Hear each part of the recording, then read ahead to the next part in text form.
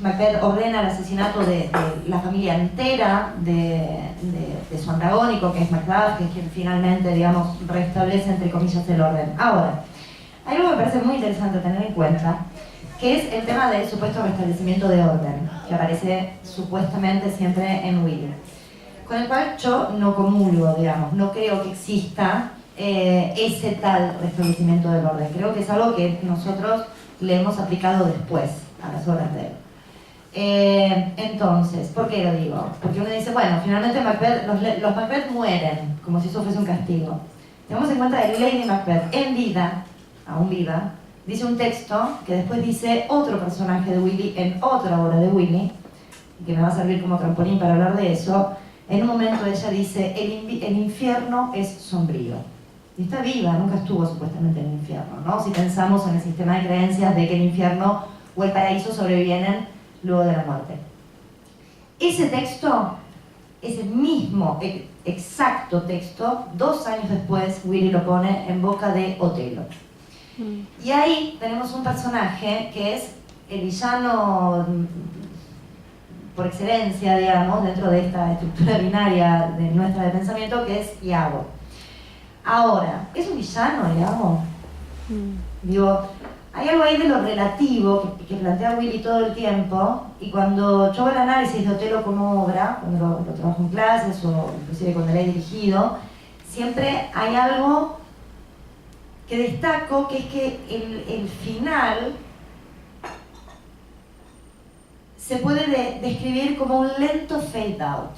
No hay un remate donde dice, bueno, y ahora llegó el bueno y dijo, ahora todo va a estar bien.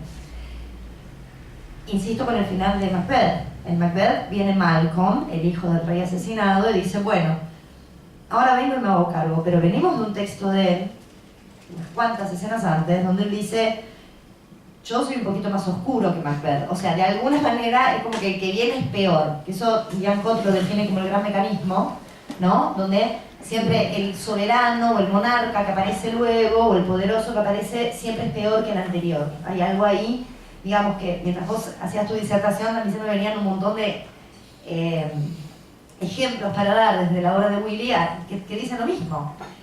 Y yendo a esta cuestión del mal como acto creativo, o como disparador para la creación, ahí es donde voy al Iago, ¿no? Digo, Iago se lo considera el gran metteur-en-scène, o sea, es el director de escena. Todo lo que pasa en la obra es porque todos le creen y porque él decide que así sea.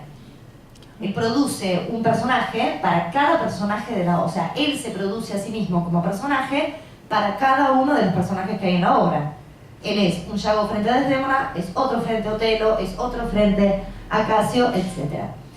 ¿Y qué pasa en ese final de obra? Resulta que aparece Emilia, que es la que le caga todos los planes, y dice, no, mira, en realidad te mintió y todo esto, y dicen, bueno, vení acá, le dice Otelo, decí por qué lo hiciste. Y él dice, además no voy a decir una sola palabra. Nunca nos enteramos de por qué él lleva adelante estos actos. Lo ordenan que lo detengan y luego nos enteramos de que estuvo, o sea, que va a ser detenido porque había logrado escapar. Entonces, termina la obra con Ludovico diciendo, hagan que hable y tortúrenlo hasta que diga lo que tiene que decir. Entonces, ¿dónde está el mal? Digo, es más, a uno le queda siempre la fantasía de que Iago logra escapar. Es así, o sea, es un personaje que aparte es tan inteligente y se divierte tanto, o sea, la pasa muy bien a lo largo de toda la obra. Sus 8 monólogos es fantástico, o sea, son sumamente disfrutables. Entonces, en el caso de Willy en particular, puedo decir que no hay una intención moralista, digamos, o decir, bueno, esta es la moraleja y entonces ahora todos nos convertimos en buenos, porque el que viene siempre es peor. Y eso él lo deja muy claro, el que viene siempre es peor. Recién en las obras del final, de su final de producción artística, aparece un poco el tema del drama alegórico, entonces nos encontramos, como en el caso de Pericles, ¿no? Que pasa por un montón de pruebas y termina siendo gratificado por la vida gracias a su perseverancia y a su bonomía, y su hija también, que casi le podríamos decir que tiene una cierta capacidad transformadora del hombre, ¿no? Aparece algo ahí bastante interesante en ese sentido, pero ya es algo que, o en La Tempestad también, ¿no? O sea, yo digo que la gran reparación histórica la hizo él hace 400 años cuando decide que Próspero se va de la isla y le deja la isla a Calibán porque es el dueño de la tierra, ¿no? O sea, como se va de América, vuelve a Europa diciendo, no, América para los americanos, porque yo soy europeo, me tengo que volver. Eso es muy interesante también. Entonces, y eso aparece sobre su final de obra, y deberíamos estar un montón de tiempo contándole yo qué pasaba en la vida de él para que él haya llegado a escribir esas cosas, ¿sí? Porque tiene una relación directa con su vida personal y también con el contexto y los grandes cambios que se estaban produciendo en Inglaterra en ese entonces. Ahora bien, sacando que no fueron tantas las obras, los dramas alegóricos de él, que son los del final, de su periodo muy final, en general, yo entiendo que Will es un autor que nos lleva justamente a plantearnos preguntas permanentemente, y no porque creo que él haya tenido la intención de decir, bueno, voy a hacer que la gente piense porque la gente necesita pensar. Creo que era lo que él mismo se cuestionaba a sí mismo todo el tiempo, ¿no? O sea, un tipo que en un momento dice, bueno, mira, me dice a la mujer, hola, ¿qué tal? Sí, mira, ¿sabes qué? Me voy a ir a Londres porque me interesa el teatro y me voy a dedicar a eso. Entonces, cuando tenía una hija y después tuvo unos mellizos, ¿no? 2 hijos más, un varón y una nena. Entonces cuando llega el pibe, cumple los 12 años y dice, bueno, yo me lo llevo a Londres, así lo empiezo a formar como actor y mantenemos como la tradición, digamos, o fundamos la tradición porque fue el primer actor de su familia. Y se lo lleva a Londres, parece una peste y se muere el hijo, digo, ¿no? O sea, como su único heredero, digamos, varón, con todo lo que significaba en aquella época, desaparece.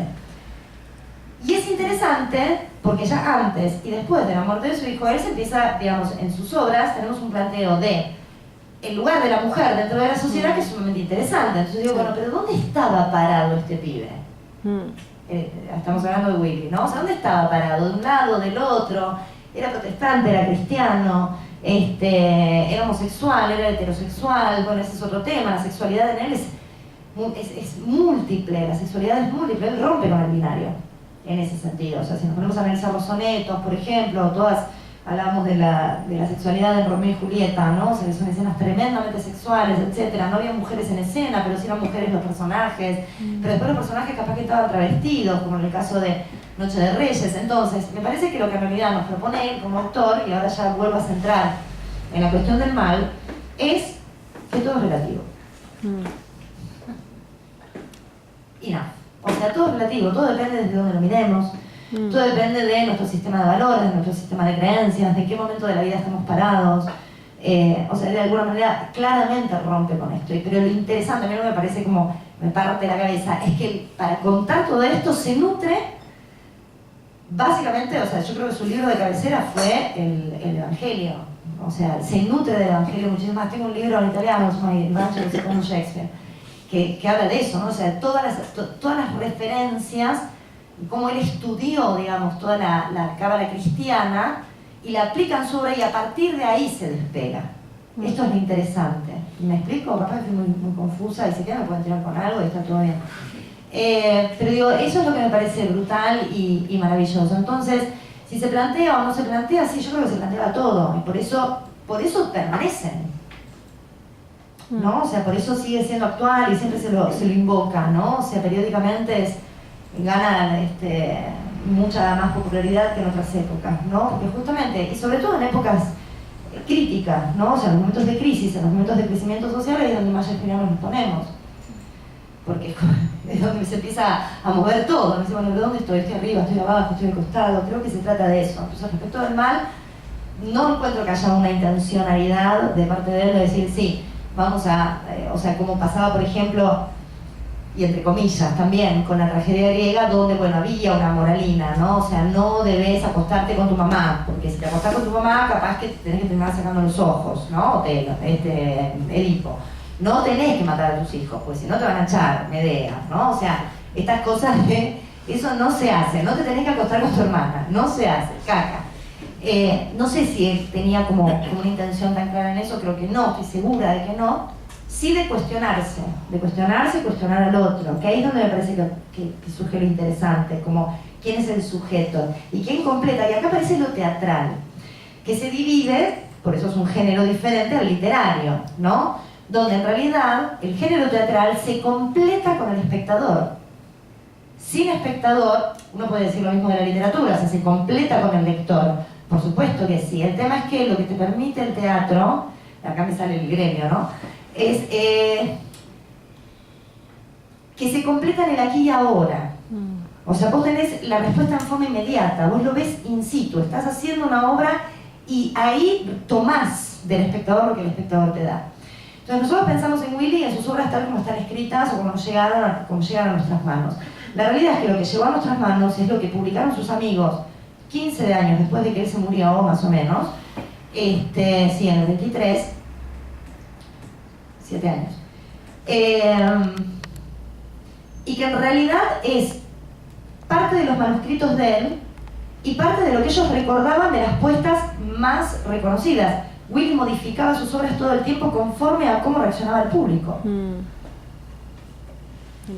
Y es así. O sea, ha modificado, bueno, lo contaba antes, ¿no? A Mercucho lo mata antes porque se quedaba sin obra. Entonces le dice al actor, mira, le tengo que matar en la próxima escena porque si no se me cae la obra, porque nadie lo quiere a Romeo. Pum, lo mata. Entonces, ¿no? O sea, o se mete él a hacer el Fray Lorenzo porque el pibe no daba pie con bola al actor. Entonces el Fray Lorenzo le está diciendo todo el tiempo cómo tiene que actuar, que está hablando muy rápido, que tiene que correr, caminar más despacio. O sea, le está dando indicaciones como director in situ, arriba del escenario. Le está diciendo, más, hacelo así, habla más bajo, habla más rápido, más fuerte, ¿no? O sea, entonces hay algo ahí que se completa con el otro. En función del mal, claro, la lectura de lo maléfico no solo está en quien emite, sino en quien recibe. Por eso la anécdota cuando conté cómo él resolvió escénicamente el tema de las brujas era para evitar una hecatombe adentro del teatro y que le prendan fuego todo, ¿no? Por supuesto que quemen a los 3 actores al convencimiento de que eran brujas de verdad, porque era el sistema de creencias que la mayoría admitía, compraba y nada, que era parte de su cotidiano. Ahora, no deja de hacer cosas terroríficas los otros, no dejan de hacer cosas terroríficas los otros personajes, inclusive los buenos, porque Macduff, que se supone que es el héroe o el antagonista de Macbeth, abandona a la familia entera, no importa nada. Cuando dicen, no, mira, pasa este tipo, se va y deja a la mujer, a los pibes, en un grado de indefensión tal que le permite a Macbeth matarlos. Entonces, ¿dónde está el mal ahí? ¿Se entiende? Esto es algo que expone él todo el tiempo. Basta, no se aburro más y aparte te voy a hablar. ¿Quieres hablar vos, Gustavo?